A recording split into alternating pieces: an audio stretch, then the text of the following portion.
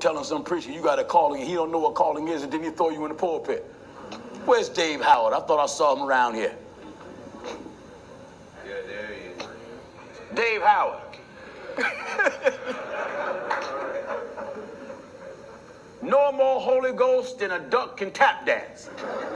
But he came out the same false church I was in. Oh, yeah. And the preacher put him up.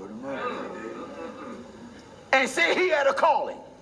And said he had the Holy Ghost. And David didn't have the Holy Ghost. David was up there deliberately jerking and going to some type of tongue.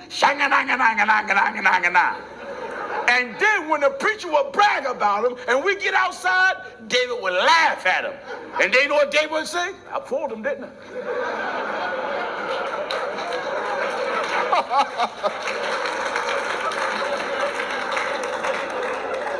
Am I right, Dave?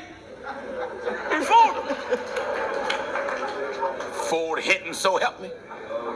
Wow. Hinton kept putting him up to preach. Kept putting him up to preach. He was called. No more called than I'm a crack salesman. That's right. I remember when I went to David. I said, man, you know you ain't no preacher, and you know you ain't got no Holy Ghost.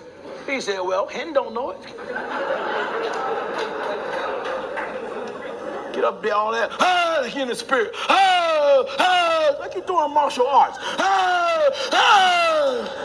This is all in church. He had my former bishop jumping all out the chair. Preach, boy, preach. They were like, like this boy done lost his mind. This is in church. In the church. And you know what makes it so bad? My former pastor said he was an apostle. That man couldn't tell the difference between a man having the Holy Ghost and downright making a sucker out of you.